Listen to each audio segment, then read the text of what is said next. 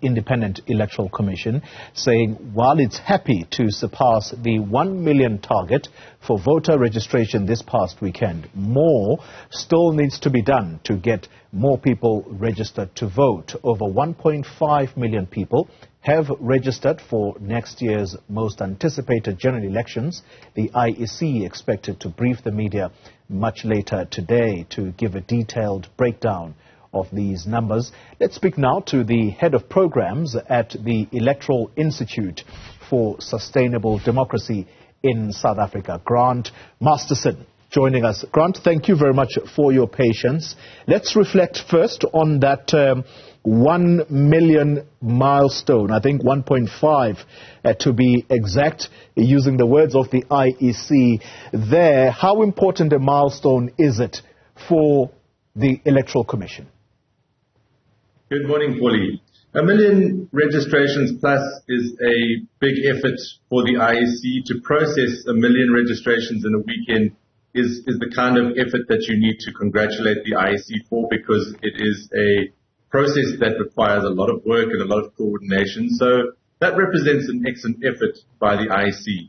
I completely agree with your sentiments, however, that the mark itself is only the beginning. We know that in the last elections there were 26 million registered voters, and at this moment in time we estimate somewhere in the region of 38 to 40 million eligible persons could register to vote.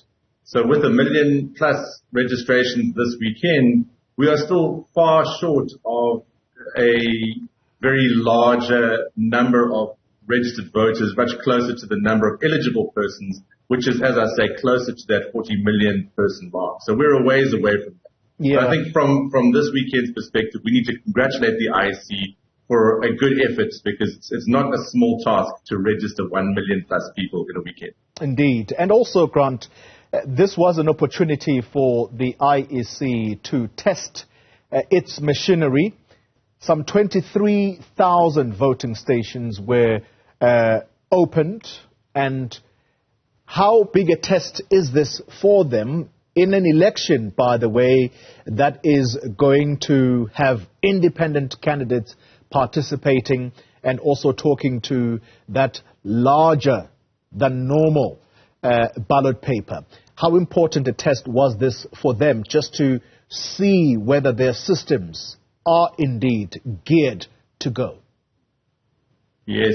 Any opportunity that any electoral commission gets to do a test of its systems and to troubleshoot and to correct and to improve on their processes is always welcome, which is why the opportunities such as a registration weekend are very valuable for the IEC.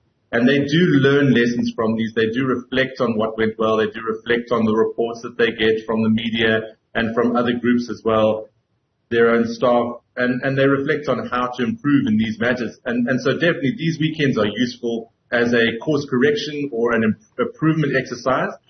The issue of the independent candidates is a very interesting one.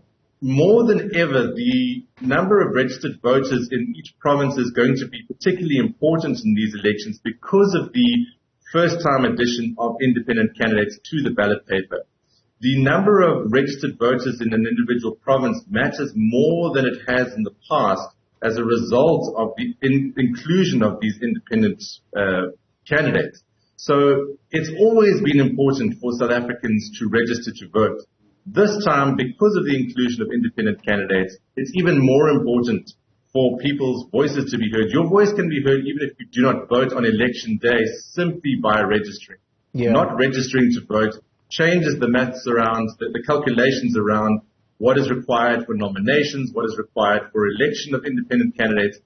Every vote counts. In this case, every registration counts. So it really is very important for South Africans to get out and to register in their numbers. Much of the emphasis, Grant, placed on encouraging young people to come out and register. And just listening to one of the status update briefings last week, just before the weekend, in KZN to be precise, the electoral officer there saying that it is actually much more easier to encourage young people who are attached to political formations that already exist versus those who are not organized in this fashion.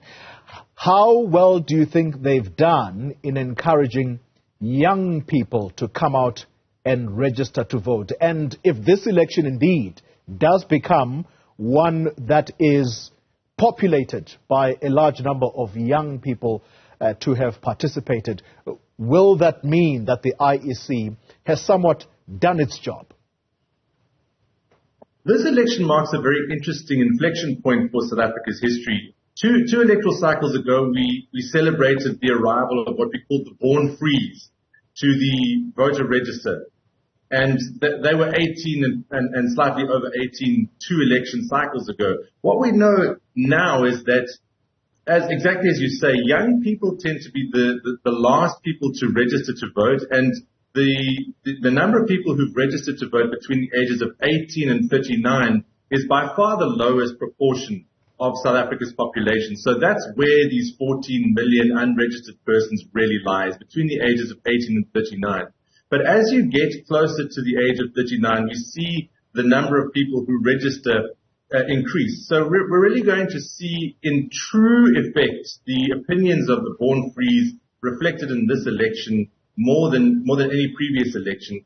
And as far as the inclusion of young people, they make up the vast majority of those voters who have not yet registered to vote. So whether parties have been successful, whether the IEC has been successful, we will have to see this afternoon what the IEC announces at their press conference, what the breakdown of the ages is. But that is the group that we're targeting, and it's always the group that we're targeting. It's always the group that disappoints. Whenever you look at the final registration figures, that group between 18 and 39 is the least well-represented group from a proportion perspective. But they make up the vast majority of those untapped voters, and they really can, in the end of the day, have the deciding say, if they register, as to the outcome of our elections. Yeah, we'll have to see whether that level of consciousness really has been raised by the IEC and indeed political parties, because that's who the IEC is also placing the responsibility on. Let's then talk, Grant, about the complaints. And I think there's one that stands out at the moment. The EFF raising alarm over what it says should not be the participation of teachers, particularly those aligned or affiliated to SADTU, because by extension they belong under the fold of COSATU, and COSATU is in an alliance with the African National Congress, which is in government. Do they have a point? So this has been an issue that has been raised in other electoral cycles. It's not a new issue, and I think that there are concerns about the potential affiliation or the association between SADTU and the teachers who sometimes play presiding officer roles. Presiding officers play a very important role in the electoral process. They administer matters at the polling stations, and they play a very important administrative function there. The good news is that the IEC has been moving away from using teachers as the primary sort of resource pool for its temporary staff, or the IEC presiding officers, for a number of elections now. And so the proportion of SADTU affiliates and even teachers in general who serve as presiding officers has been on the decline.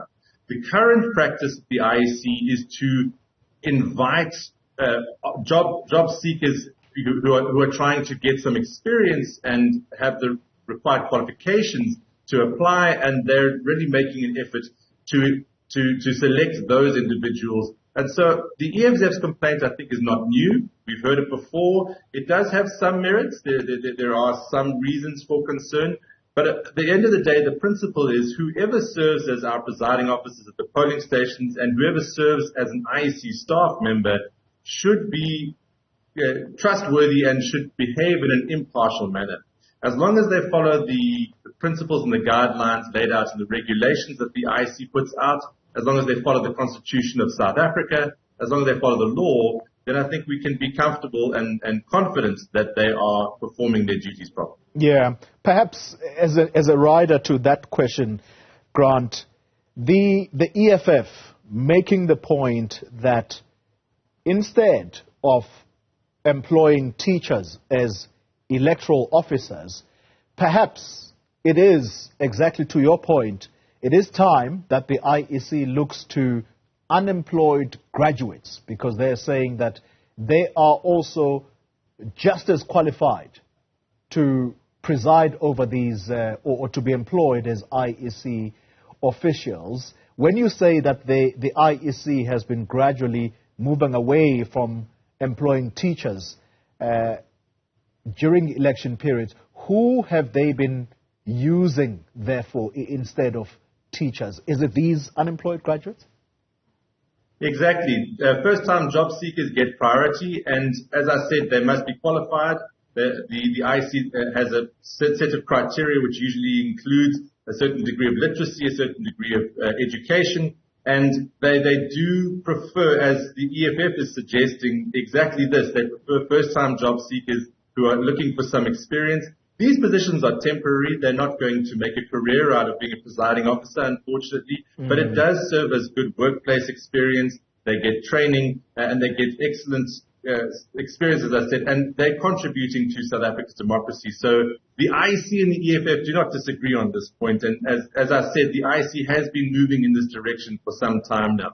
So the other side of this point, of course, is you've got to remember that there are people who have served very well as presiding officers who may be SADTU members. So there is no slight on SADTU itself or on the teachers who have served as presiding officers. There should be no suspicion here that if in your polling station you come across a teacher, that you should be now suspicious that they are not serving your interests as a voter. That is not the case, because we have had elections in this country since 1994, and in all of those elections, teachers have served very well as presiding officers. So this is in no way a slight on the teachers who have served as our presiding officers, but the IEC is moving in this direction, as I said, and the EFF's call is not going to be one that the IEC objects to particularly.